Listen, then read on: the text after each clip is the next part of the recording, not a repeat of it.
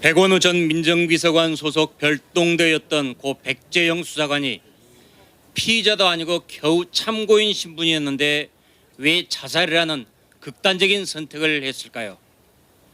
그가 남긴 유서에 휴대폰을 초기화하지 말라고 했다는 것이 핵심 단서로 보입니다. 그의 동료들은 그가 숨지기 전 민정비서관실에서 하는 일이 대단히 위험해서 겁이 난다고 말했다고 합니다. 민정비서관실이 맡는 업무가 대통령 친인척 관리인데 별동대로서 도대체 어떤 특수임무였고 얼마나 위험했길래 극단적인 선택을 한 것입니까? 그 수사관은 청와대에서 나온 뒤에는 서울 동부지검에서 유재수 전 부산 부시장 수사팀이었습니다. 그는 청와대에서 유재수 수사 정보를 집요하게 요구한다며 동료에게 펑펑 울면서 하소연했다고 합니다. 그가 목숨까지 내던질 정도였으니 단순히 백원우 민정비서관 수준이 아니라 그 윗선과 직접 연결되었기 때문일 것입니다.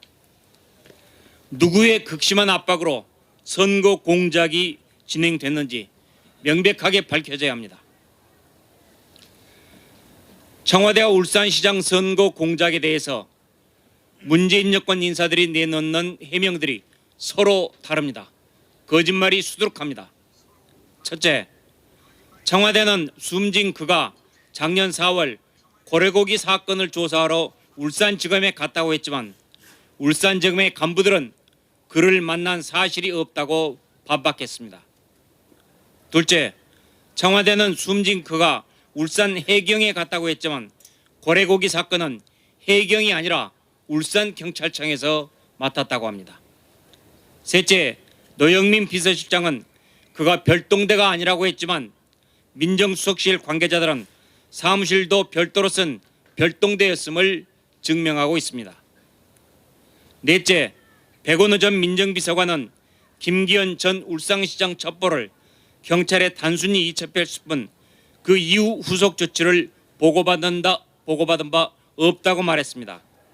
하지만 경찰 발표와 노영민 비서실장은 지방선거 전으로 9번 보고를 받았다고 했습니다. 다섯째, 박범계 전 민주당 적폐청산위원장은 울산시장 관련 비리 의혹이 문서로 제보됐다고 말하며 국회에서 문서를 흔들었다가 나중에는 제보가 아니었다고 말을 바꿨습니다. 이 사건은 단순한 자살이 아닙니다. 정권을 뒤흔들 만한 것을 숨기기 위한 정치적 타살입니다. 누가 왜 거짓말을 하는지 철저히 밝혀야 합니다. 김현철 통일부 장관이 북한의 미사일 개발에 대해 억지력 강화라고 말했습니다. 억지력 강화라면은 북한이 한국과 미국의 북침을 막아내기 위해 미사일을 개발한다는 뜻입니다. 핵 개발이 자위수단이라는 북한의 말을 그대로 따라한 것입니다. 도대체 한국의 통일부 장관인지 사고방식이 의심스럽습니다. 김현철 장관은 천안함 폭침에 따른 대북제재를 바보 같다고 했고 개성공단 중단을 자해 행위라고 말한 사람입니다. 통일부 장관이라는 사람이 북한 입장에서 문제를 봐야 한다는 이른바 내재적 접근법을 가진 사람으로 보입니다.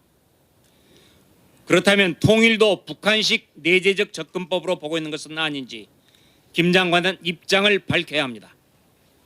북한의 어떤 도발도 내재적 접근, 곧 김정은의 입장에서 봐야 한다는 것인지 극히 우려스럽습니다. 즉각 사퇴하십시오.